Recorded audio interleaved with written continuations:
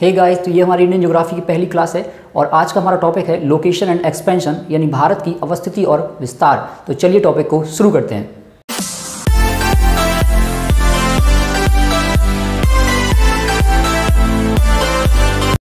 भारत का भूगोल जानने से पहले हमें जानना होगा कि पृथ्वी पर भारत मौजूद कहाँ है, भारत की दरअसल स्थिति कहाँ है। तो ये रहा हमारा भारत। अब पृथ्वी पर कुछ काल्पनिक रेखाएं खींची गई हैं, जैसे कि 0 डिग्री अक्षांश पर भूमध्य रेखा, 23.5 डिग्री अक्षांश पर कर्क रेखा, 23.5 डिग्री दक्षिणी अक्षांश पर मकर रेखा, उसी प्रकार 66.5 डिग्री पर आर्कटिक वृत्त और 66.5 डिग्री दक्षिण में अंटार्कटिक वृत्त जैसी रेखाएं खींची गई हैं। और ये रेखाएं पूर्णतः काल्पनिक रेखाएं हैं, ये वास्तविक रेखाएं नहीं हैं। अब देखिए, कुछ रेखाएं पूर्व से पश्चिम में खींची गई हैं और कुछ रेखाएं उत्तर से दक्षिण में खींची गई हैं। अब जिन्हें नहीं पता कि पूरब, पश्चिम, उत्तर, दक्षिण, मैं यहाँ पर बना देता हूँ।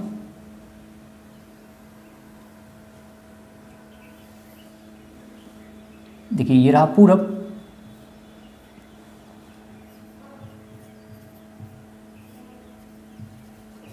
पश्चिम, उत्तर,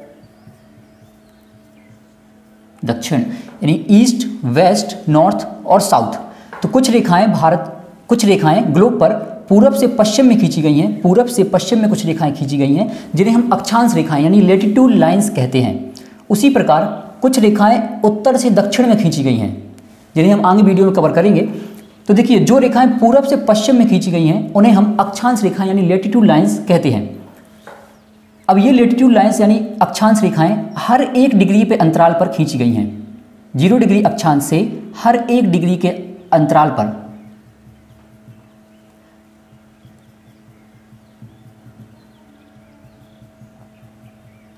जीरो डिग्री अक्षांश के उत्तर में हर 1 डिग्री के अंतराल पर ये रेखाएं खींची गई हैं। तो इन रेखाओं की पूरी संख्या यानी 0 डिग्री अक्षांश के उत्तर में ये रेखाएं 90 हैं, यानी 90 हैं। उसी प्रकार 0 डिग्री भूमध्य रेखा के दक्षिण में भी ये हर 1 डिग्री पर खींची गई हैं, जिनकी संख्या भी 90 है। तो पृथ्वी पर पूरी अक्षांश रेखाओं की संख्या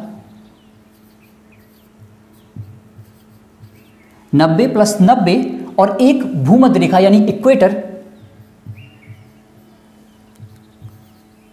181 है।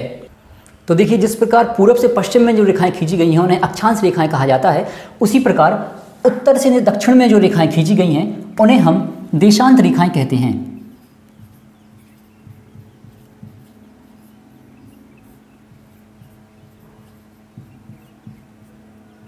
देशांत रेखाएं यानी लॉन्गिट्यूडिनल लाइंस कहते हैं। अब इन देशांत रेखाओं की संख्या की अगर हम बात करें तो ये रेखाएं मध्य देशांत रेखा के पश्चिम में, ये रेखाएं मध्य देशांत रेखा के पश्चिम में 180 रेखाएं हैं।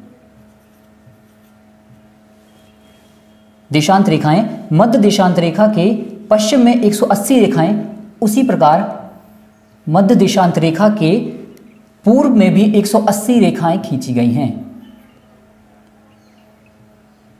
तो मध्य देशांत रेखा के पश्चिम में 180 रेखाएं और मध्य देशांत रेखा के पूर्व में 180 रेखाएं खींची गई हैं। जिस प्रकार पृथ्वी पर देशांत रेखाओं की कुल संख्या 180 + 180 360 देशांत रेखाएं खींची गई हैं। देखिए, बहुत से बच्चों के मन में डाउट होता है कि ये अक्षांश रेखाएं देशांत रेखाओं की आवश्यकता ही क्यों पड़ी, पृथ्वी पर क्यों अक्षांश रेखाएं देशांत रेखाएं क्यों खींची गई। तो मैं आपको बता दूं कि अक्षांश रेखाएं, मैं यहां बना देता हूं,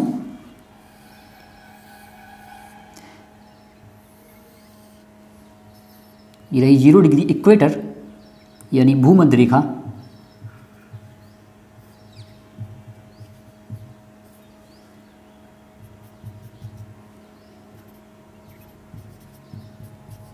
साढ़े 23 डिग्री कर्क रेखा और 23.5 डिग्री दक्षिण में मकर रेखा। तो देखिए, अक्षांश रेखाएं पूरब से पश्चिम और देशांत रेखाएं उत्तर से दक्षिण। तो अक्षांश रेखाओं की और देशांत रेखाओं की आवश्यकता क्यों पड़ी? क्योंकि अक्षांश रेखाएं किसी भी भूखंड, किसी भी देश के किसी भी भूखंड की स्थिति का निर्धारण करने के लिए हमें अक्षांश रेखाओं की आवश्यकता पड़ती है। उसी प्रकार देशांत रेखाओं की आवश्यकता किसी भी देश, किसी भी भूखंड की स्थिति का निर्धारण तथा समय के निर्धारण के लिए हमें देशांत रेखाओं की आवश्यकता पड़ती है। तो देखिए, हमारे मानक समय का निर्धारण लंदन के ग्रीनविच नामक स्थान से किया गया है, क्योंकि लंदन का ग्रीनविच नामक स्थान देशांत रेखा के 0 डिग्री देशांत रेखा के मध्य में पाया जाता है, जिस कारण से पृथ्वी का मध्य बिंदु ग्रीनविच को माना जाता है। हमारे मानक समय का निर्धारण लंदन के ग्रीनविच नामक स्थान से लिया गया है, क्योंकि ग्रीनविच जो है वो देशांत रेखा के मध्य बिंदु में पाया जाता है, जिस कारण से पृथ्वी की मध्य बिंदु के रूप में ग्रीनविच को माना गया है। और हमारी पृथ्वी का मानक समय यानी स्टैंडर्ड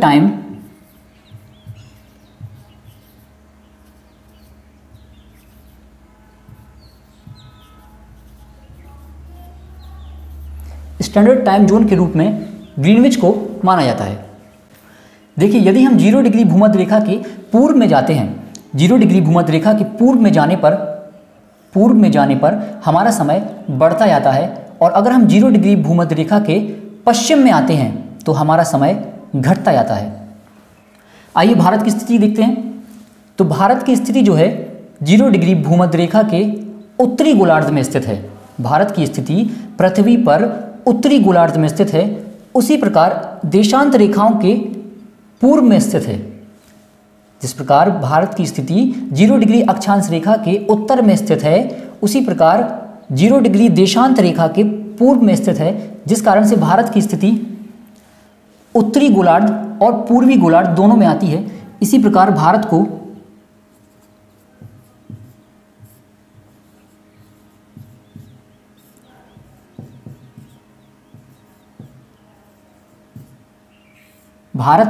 उत्तर पूर्वी गोलार्ध में रखा गया है। अब ये उत्तर पूर्वी क्यों? क्योंकि भूमध्य रेखा के उत्तर में है और देशांत रेखा के पूर्व में है, इसीलिए भारत की स्थिति उत्तर पूर्वी गोलार्ध में आती है।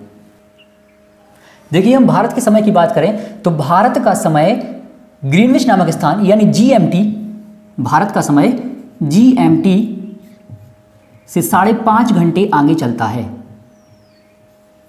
भारत का समय GMT यानी ग्रीनविच मीन टाइम से 5.5 घंटे आगे चलता है, क्योंकि भारत जो है वो ग्रीनविच नामक स्थान से देशांत रेखा के पूर्व में स्थित है। जैसा कि मैंने बताया कि भूमध्य रेखा के पूर्व में जाने पर समय बढ़ता जाता है और भूमध्य रेखा के पश्चिम में आने पर समय घटता जाता है।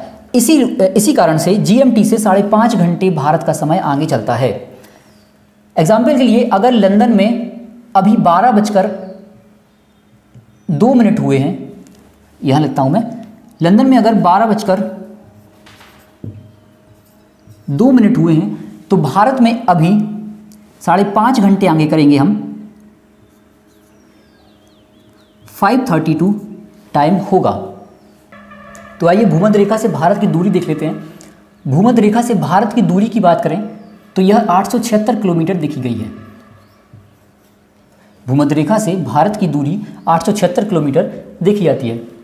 वहीं भारत का अक्षांशीय और देशांतर विस्तार देखें तो भारत का अक्षांशीय विस्तार 6 डिग्री 4 मिनट उत्तरी अक्षांश से 37 डिग्री 6 मिनट उत्तरी अक्षांश तक, वहीं देशांतर विस्तार 68 डिग्री 7 मिनट पूर्वी दिशांश से 97 डिग्री 25 मिनट पूर्वी दिशांतर तक देखा गया है। यहाँ पर एक नोट डाल के टॉप पॉइंट लिख सकते हैं कि भारत का जो अक्षांशीय विस्तार है ये 6 डिग्री 4 मिनट ये ओवरऑल है, यानी भारत का एक द्वीप अंडमान निकोबार जो हिंद महासागर में स्थित है, भारत का एक द्वीप अंडमान निकोबार जो हिंद महासागर के अंतर्गत बंगाल की खाड़ी में स्थित है। तो अगर हम बंगाल की खाड़ी में स्थित अंडमान निकोबार द्वीप को भी शामिल करेंगे तो यह 6 डिग्री 4 मिनट से होता है। लेकिन अगर हम भारत की मुख्य भूमि की बात करें जो सिर्फ तमिलनाडु तक आती है, तो भारत की मुख्य भूमि जो तमिलनाडु तक है, तो भारत की मुख्य भूमि से 0 डिग्री अक्षांश तक यानी भूमध्य रेखा तक यह विस्तार 8 डिग्री 4 मिनट उत्तरी अक्षांश से शुरू होकर और 37 डिग्री 6 मिनट उत्तरी अक्षांश तक देखा जाएगा। तो आई होप आप लोगों को वीडियो पसंद आई होगी, और वीडियो पसंद आती है तो वीडियो को लाइक करें, शेयर करें और चैनल को सब्सक्राइब करें। Thank you.